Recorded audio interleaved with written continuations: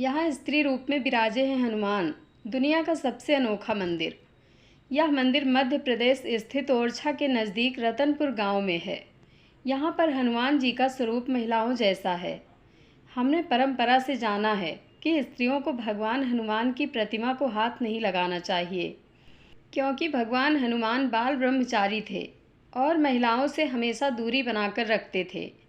भारत में भगवान हनुमान के कई मंदिर हैं और इनमें उनके अलग अलग रूप में दर्शन होते हैं, मगर आपको यह जानकर आश्चर्य होगा कि देश में भगवान हनुमान का एक ऐसा मंदिर भी मौजूद है जहां उनकी पूजा महिलाओं के रूप में होती है।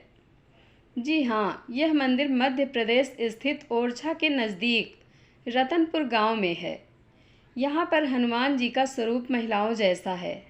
कहते हैं कि दुनिया भर में मौजूद हनुमान जी के मंदिरों में यह एक ही अनोखा मंदिर है जहां हनुमान जी ने नारी का स्वरूप धारण कर रखा है। क्या है कहानी?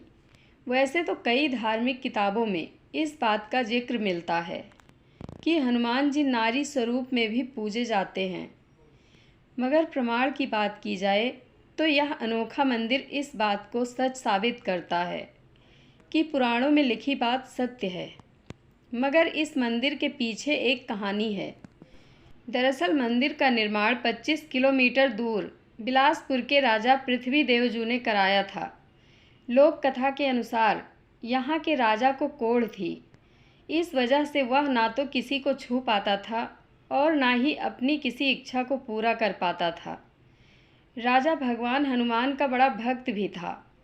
असल जीवन में वह ना तो शादी कर सकता था, ना किसी महिला को छू सकता था।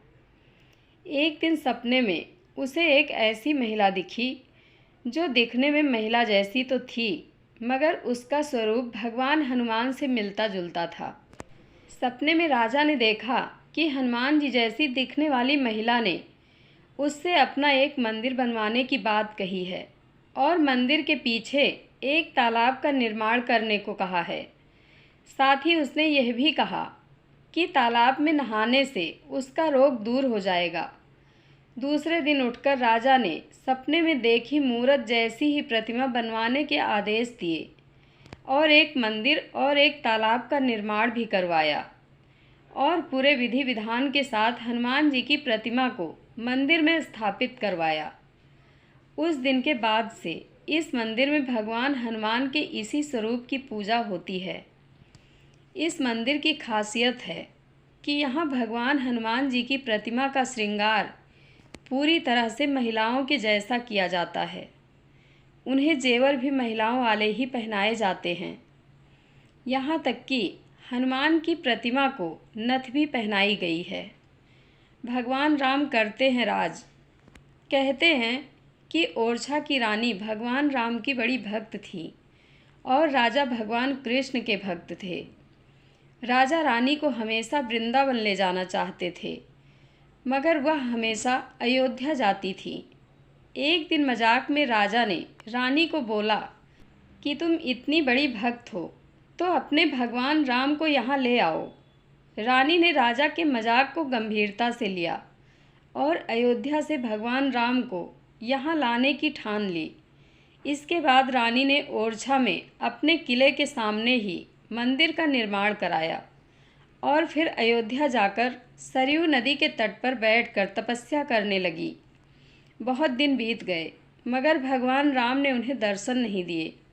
इसके बाद रानी ने थककर अपने प्राण त्यागने की कोशिश की। तभी एक बच्चे के रूप में भगवान राम ने रानी को दर्शन दिए।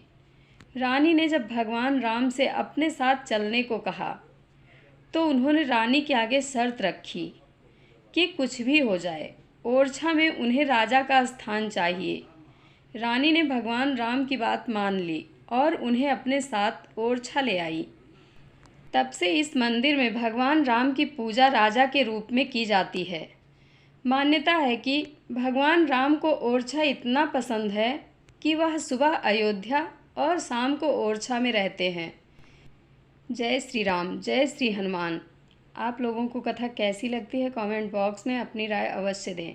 धन्यवाद।